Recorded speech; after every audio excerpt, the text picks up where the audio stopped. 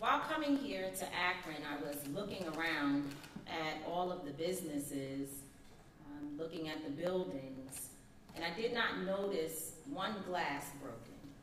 I didn't notice windows down. I didn't notice boarding up to the windows. And I asked myself, why so much focus on calling on protesters who are 99.9% peaceful, as has been said? We say nonviolent, because we cannot walk through the streets chanting no justice, no peace. We have no justice and then call for peace. It does not make sense. We must have justice in order to have peace. So I'm not peaceful. And I know that people don't want to hear me say that, and it may get me in trouble, but I want to join the local organizers and activists in saying they did not start this. The violence came from the police.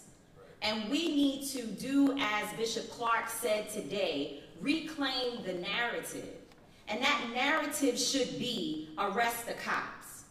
Lock up all the cops who are responsible for taking the life of a 25-year-old young man who was unarmed at the time that he was lynched in front of the entire world.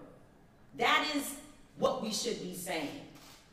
Yes, it is important to set the tone of nonviolence as Dr. King has done, but what we must also acknowledge is, as I was watching videos over the last few days, and Reverend Mark Thompson mentioned Jacob Blake Sr. and what happened to him while he was here. I know Jacob Blake Sr. I know him very well. There's not a violent bone in his body. He was on the sidewalk, and yet he was attacked and brutalized by police officers in Akron.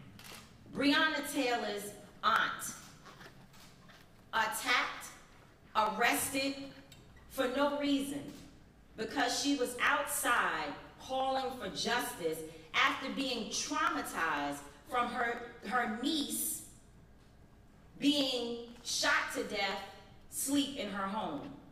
So we are focusing our cries for nonviolence and for peace on the wrong group, in my judgment. My estimation is that we ought to turn to the perpetrators of this incident that brings us from all around the nation, those that force the activists to have to come outside of their homes to get in the street to call for justice for Jayland. We need to tell them to be nonviolent, to be peaceful, to do what is necessary to de-escalate. How dare you still, in the wake of shooting at a young man over 90 times, have the audacity to beat people who are traumatized and angry?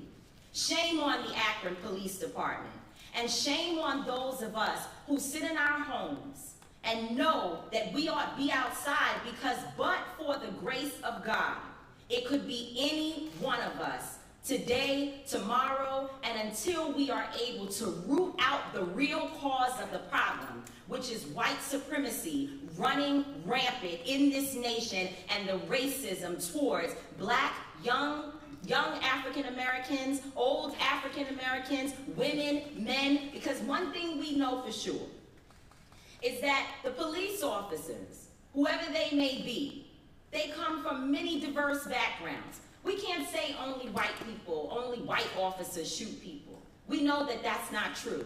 But the one thing that is in common is that the victims are almost always black people. You tell the story.